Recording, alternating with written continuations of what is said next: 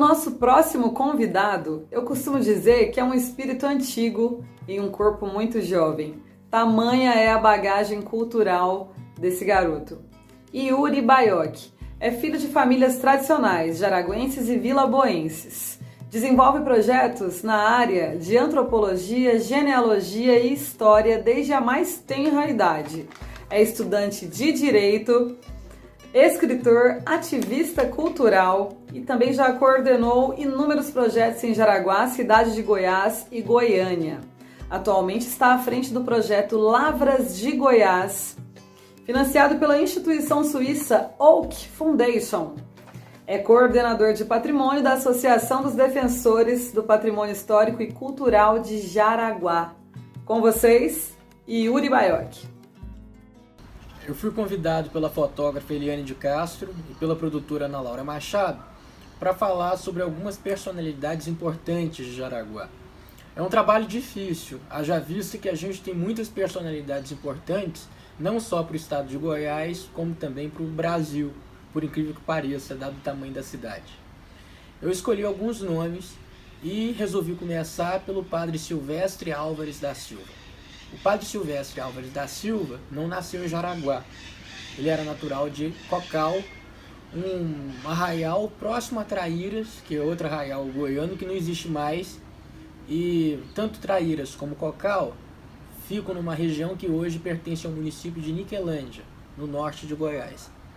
O padre Silvestre era filho de um português, comerciante, muito rico, e de uma escrava chamada Francisca Machado Ferreira, Chica Machado.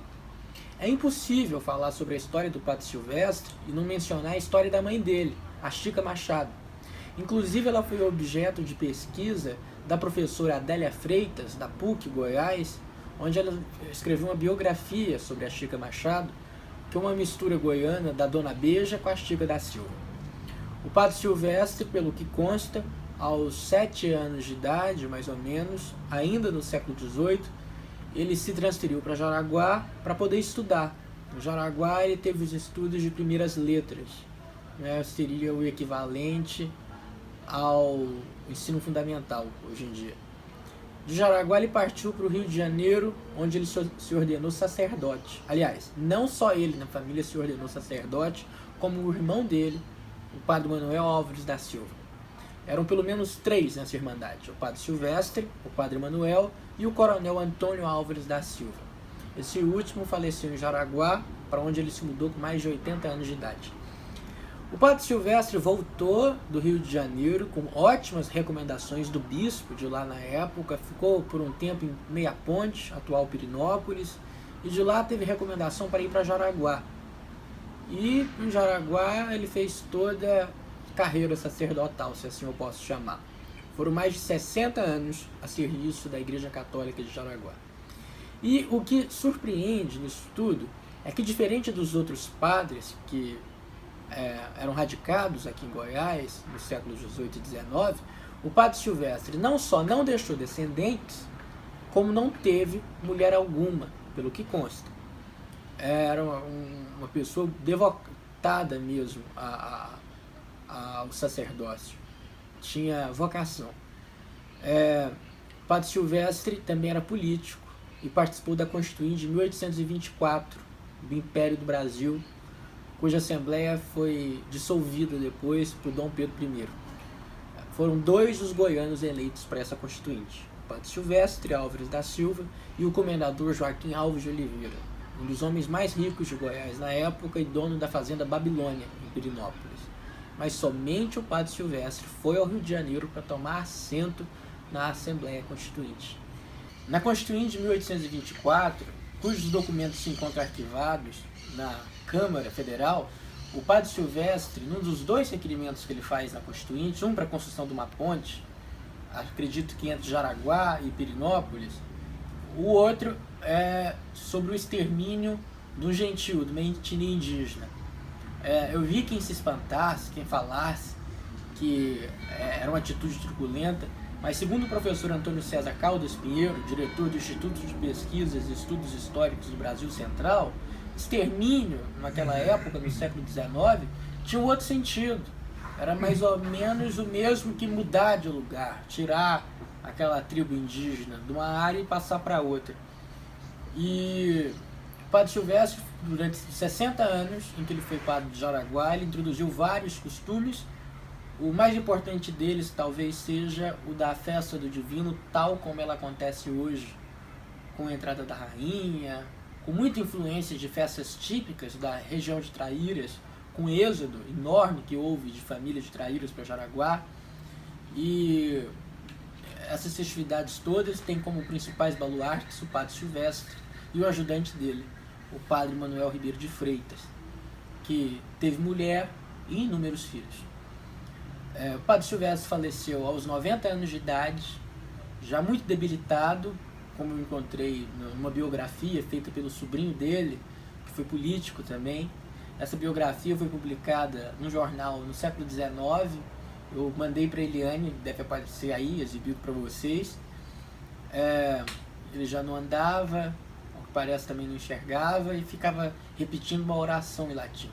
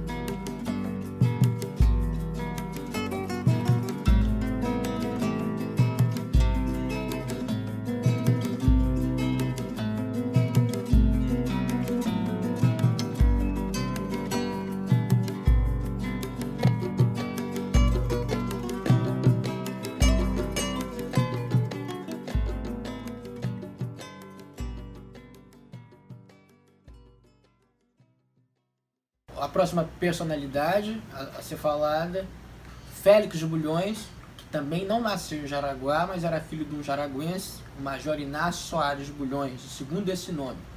Poeta, nosso Castro Alves goiano, era neto de Antônio Félix de Souza, que liderou a obra de construção da Capela de Nossa Senhora da Conceição, que está de pé até hoje, e foi o construtor do sobrado da família Félix de Souza, onde hoje se encontra o modernoso Banco do Brasil de Jaraguá.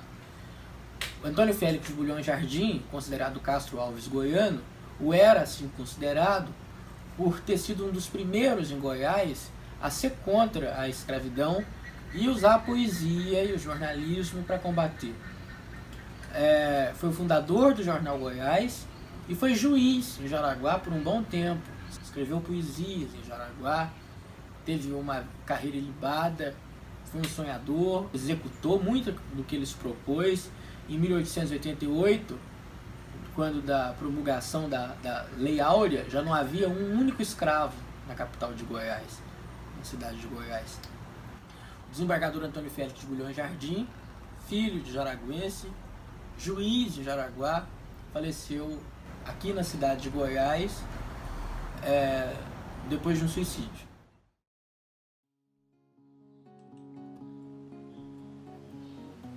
O Goiano da Gema. O Goiano da Gema O da cidade é sempre ou quase sempre um bom sujeito. Para o trabalho sério, pouco jeito.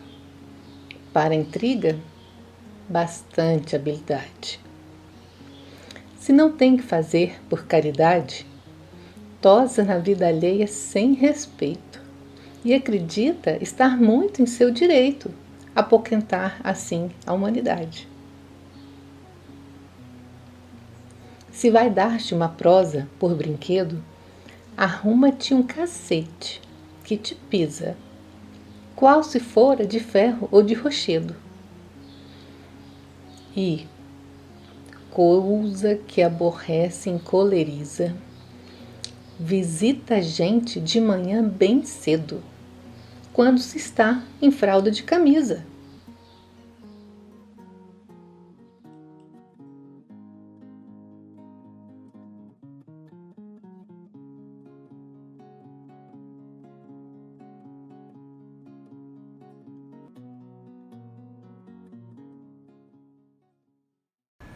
A terceira personalidade da qual eu vou falar é o Coronel Manuel Rodrigues Suzano Ferreira, Neco Suzano, considerado um dos homens mais ricos de seu tempo.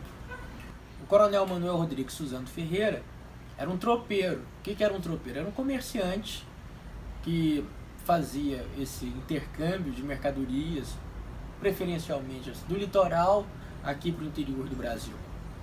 Ele trazia tecido, fazendas finas, até panelas, sal,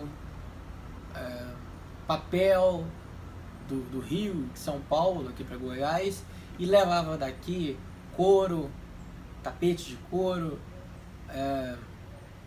algodão, fumo, tabaco.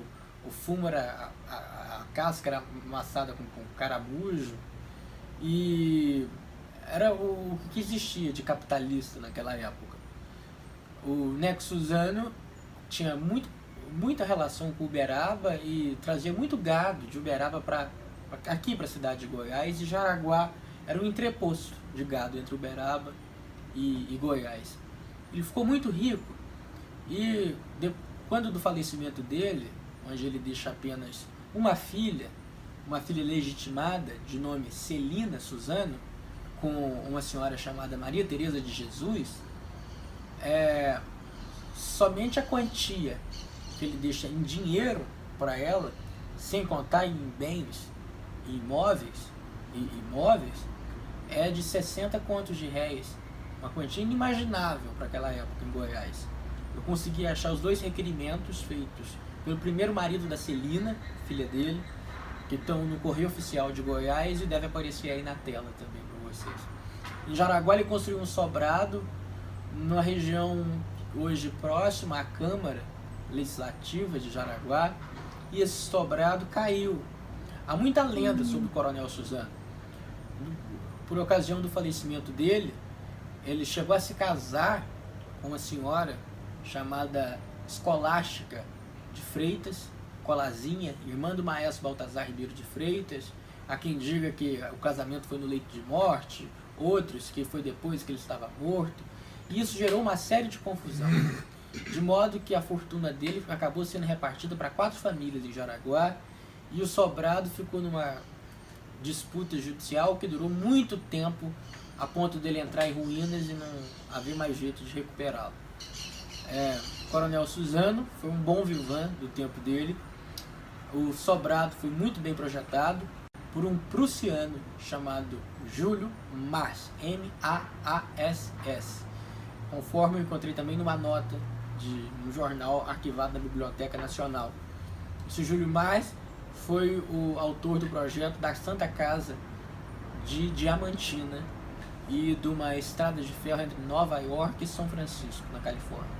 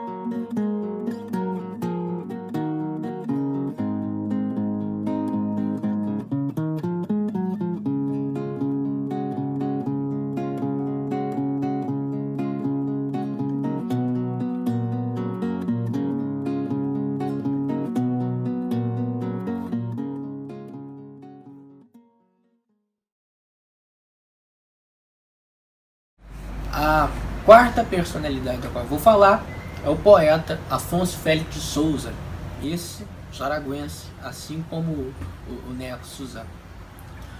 Afonso Félix de Souza era descendente de ilustres famílias jaraguenses e se mudou muito cedo para Pires do Rio, junto com a família, onde o pai dele, Raul Félix de Souza, foi desempenhar uma função junto aos Correios, nomeado pelo interventor Pedro Ludovico Teixeira. Afonso estudou em Pires do Rio, estudou em Jaraguá antes também, passou por Goiânia e fez carreira no Banco do Brasil. Chegou a ser depois adido comercial em Beirute, no Líbano. É um dos maiores poetas da língua portuguesa. Tem um dos seus sonetos publicados numa antologia belíssima dos 100 maiores sonetos e melhores sonetos publicados em língua portuguesa. Teve reconhecimento nacional e internacional, um excelente tradutor, fez muitas traduções, principalmente do espanhol, e faleceu no Rio de Janeiro. É um expoente da geração de 1945 e um dos poucos poetas de Goiás lidos fora de Goiás. Soneto 19. Ouve-te, búzio, mais que o mar a teu ouvido, e mais que a eterna voz com suas fúrias ternas, vezes multiplicado e vezes dividido, terás o coração de um homem das cavernas, que não te segue tanto azul. Olha as gaivotas, em brandas sugestões de buscas e desenhos, e poderás sentir que em precisas derrotas cruzo antes de te ver, de cada vez que venho. Sente esse palpitar de imensidões, ideais, e a distância a contar de auroras andarilhas, e terás a razão dos trêmulos cristais que o mar vai apanhando em verdes armadilhas. Fala depois ao mar.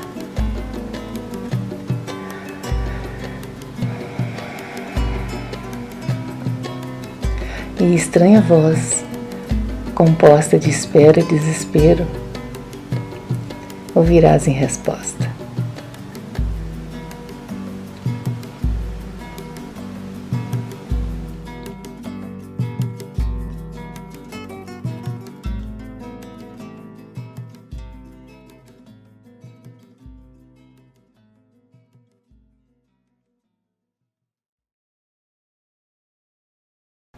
É o ministro Arrhenius Fábio Machado de Freitas, nascido em Jaraguá também, filho do deputado Clotário de Freitas e da escritora Graciema Machado.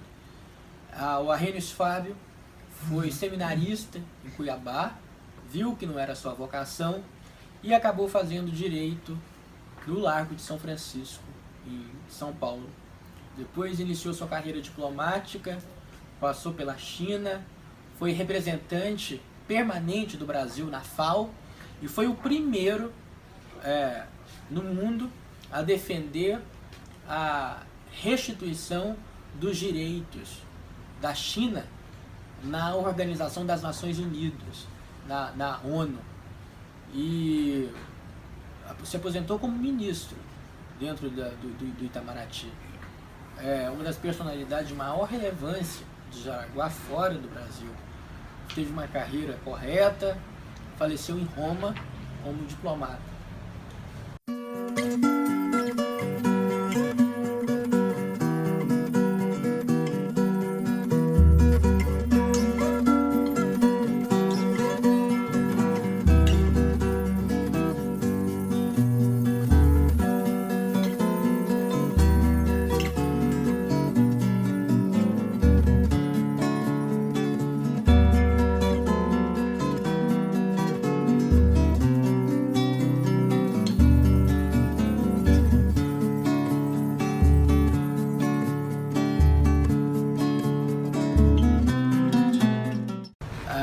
última personalidade é a escritora Maria José Rios Peixoto da Silveira Lindoso.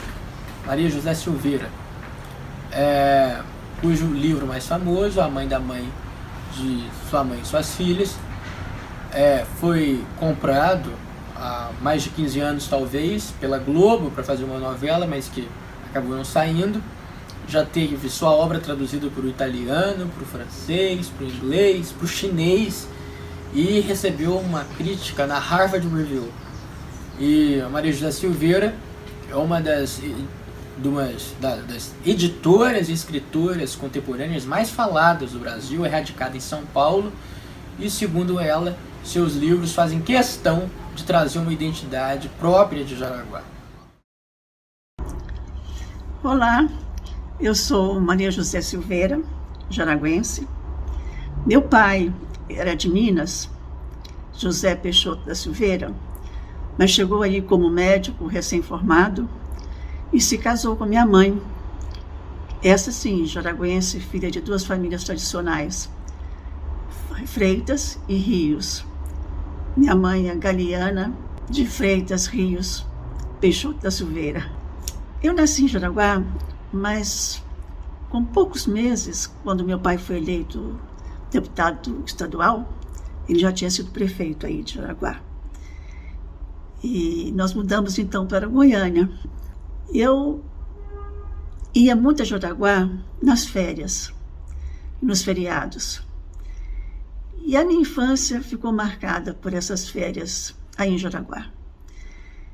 Porque para mim, naquele momento, Jaraguá era uma cidade mágica.